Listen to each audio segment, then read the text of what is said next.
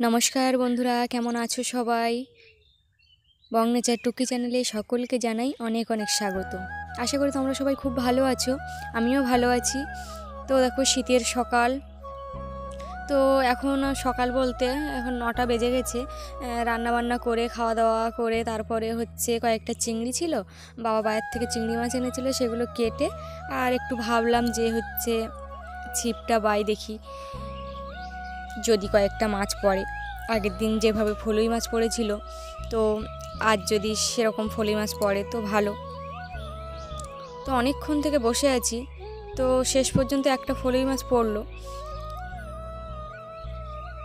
তো এই যে দেখো ছাড়াচ্ছিলাম, ছাড়াতে ছাড়াতে না মানে এমনভাবে মাছটা লাফ দিয়েছিল, আমার হাতেই বসে ফুটে গেছিলো একটুখানি।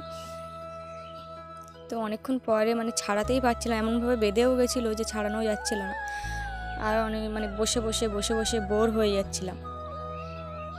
একটা মাছ, রূপচাঁদ মাছ, বড়, কিন্তু সেটা ছাড়িয়ে গেছে। তোমরা মানে জলের ঢেউ দেখে বুঝতে পারছো মাছটা ছাড়িয়ে গেছে। তো যাই হোক, আর মাছ পড়লো না বলে আর ভালোই লাগলো না। কিন্তু তোমরা একটা জিনিস দেখো, এই ফুলটার নাম তোমরা কে কে জানো জানি না, তো আমি বলেই দিচ্ছি। এটা কিন্তু আমরা কলা ফুল বলি। মানে এর পাতাগুলো দেখো কলা গাছের মতো দেখতে, আর ফুলটা বেশ সুন্দর।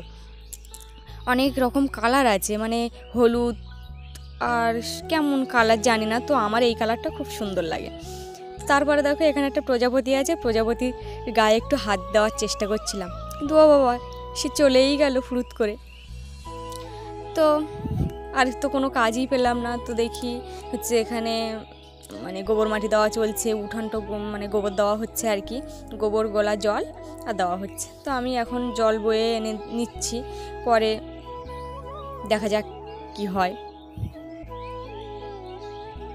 যে দেখো আর অনেক দিন ধরে উঠানটা মানে ওইভাবেই তো আছে, দেখতে পাচ্ছ কেমন ফাটা ফাটা হয়ে আছে। যে শ্যাওলাগুলো জমেছিল সেই শ্যাওলাগুলো না ফেটে ফেটে গেছে, ওই জন্য উঠোনটা কেমন একটা বৃষ্টির মতো দেখাচ্ছে। এবছর কি হয়েছে জানো, এবছর মানে ডালও ভালো হয়নি, আর তার উপরে ধানও যেন সে কেমন একটা, আর সেদ্ধ এবছরটা ধান সেদ্ধ করা হবে না আর কি। ধান সেদ্ধ করা হোক বা না হোক, উঠানটা তো একটু পরিষ্কার পরিচ্ছন্ন করে রাখতে হবে, মানে একটু গোবর দিলে তবে উঠানটা কিন্তু দেখতে খুব সুন্দর লাগবে। তো সেই কারণে আর যে ফাটা ফাটা মাটি সেগুলোও বসে যাবে, তো সেই কারণে হচ্ছে গোবরটা দেওয়া। আর ধান হলেই গোবর দেবো, না হলে গোবর দেবো না তা তো নয়। ওই জন্য আমি প্রথমে মানে যে দলা দলা গোবরটা ছিল, আর এই দেখো আকাশটা কিন্তু দুর্দান্ত লাগছে দেখতে। আর যে গোবরটা ছিল সেটা আমি পা দিয়ে একটু মানে নরম নরম করে নিয়েছি, না শক্ত শক্ত ছিল। তো তো এবার দেখো চলে গেলাম সরাসরি মানে ঝাঁটা দিয়ে কিভাবে যে গোবর দিই, দেখো মা ওদিকে হাত দিয়ে দিচ্ছে আর আমি এদিকে ঝাঁটা দিয়ে দিচ্ছি।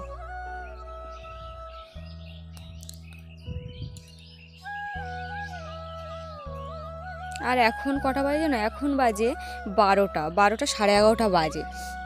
তো দুপুরের আগে আগে আর ঠান্ডার সময় তো যাই হোক, আগে আগে কাজ করলে একটু গাটা গরম হয়, তারপরে মানে স্নান করলে কোনো অসুবিধাই হয় না, এই আর কি। তো রোদে যেহেতু কাজ করছি। আর এই যে দেখতে পাচ্ছ তোমরা, এইখানে দেখলে বুঝতে পারবে উঠানটা কীরকমভাবে ফেটে ফেটে আছে। আর গোবরটা দেওয়ার পরে তারপরে দেখবে যে উঠানটার দৃশ্যটা ঠিক অন্যরকম। আগে যখন ধান দেওয়া হতো মানে ধান সেদ্ধ করা হতো, এরকম সময় ধান সেদ্ধ করা শুরু হয়ে যেত, কিন্তু এবার আর মানে ধান আগে আগে দিইনি বলে আর সেদ্ধ করা হয়নি। আগে আগে দিলে বা আগে আগে কিনলে সেদ্ধ হয়ে যেত। তো এবছর ভেবেছি ধান টান সেদ্ধ না করে চাল কেনা হবে, বুঝলে। তো এবছর আমাদের সময়টা সত্যিই খুব মানে কি বলি, অন্যান্য বছর থেকে এই বছরটা যেন কেমন একটা যাচ্ছে। তো সেই কারণে হচ্ছে এবছর সব কিছু বন্ধ, যেমন গরু বাছুর সব বিক্রি হয়ে গেছে, হাঁস মুরগি নেই, তারপরে হচ্ছে ডালও তেমন হয়নি, ধানও নেই। তো এইভাবেই এই করে চলছে আপাতত এই বছরটা। তো শুনেছি নাকি ভালো সময় আসার আগে এরকম খারাপ সময়ের মধ্য দিয়ে যেতে হয়, জানি না এটা কতটা সত্যি কি মিথ্যে, বা যাই হোক না কেন।